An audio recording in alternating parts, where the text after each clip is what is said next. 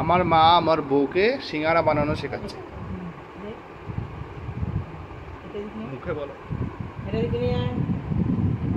এটা এইভাবে এইভাবে ভাঁজ করে এইভাবে, তারপরে এটাকে এইভাবে, ঠিক আছে। তারপরে আলু দে, এটাকে এইভাবে শর্ট করেছে, এটাকে এইভাবে আর দিবি, লাগবে এইভাবে দিবি।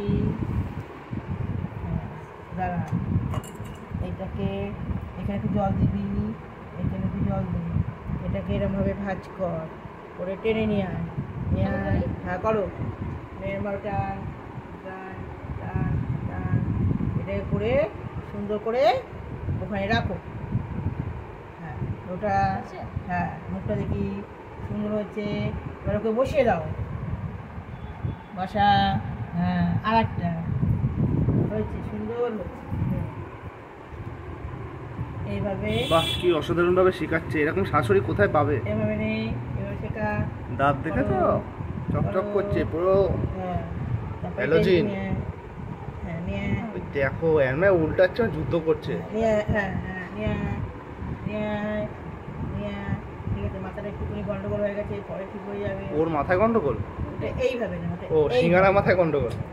এইভাবে মাথাটা চোখা হয়নি, ছ্যাবলা হয়ে গেছে।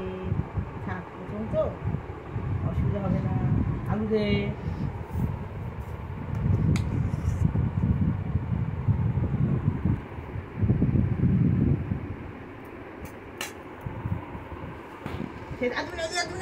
মুখতে পারবি না, বেশি দিকে মুখতে পারবি না। দেখো এটি একা একা করছে। আগেরটি দেখিয়ে দেওয়ার পর সুন্দর করে জল দিয়ে, জলটা আঠালোভাবে কাজ করবে এখানে। প্রথমে কড়াইতে সুন্দর করে আলুগুলো কেটে নিয়ে কষিয়ে নিয়ে আলু তরকারির মতো করে, তারপর সেটাকে শুকিয়ে নেওয়ার পর ময়দাটাকে ময়ান দিতে হবে তেল দিয়ে। তারপর সেটাকে বেলে অর্ধেক মাঝখান থেকে কেটে এরকমভাবে সিঙ্গারা বানাতে হবে। তো তৃপ্তির ব্লগে আপনাকে স্বাগত। এখানে তৃপ্তি নিজেই আজকে সিঙ্গারা বানাচ্ছে এবং শিখছে এবং শেখাচ্ছে। বাহ, খুব সুন্দর।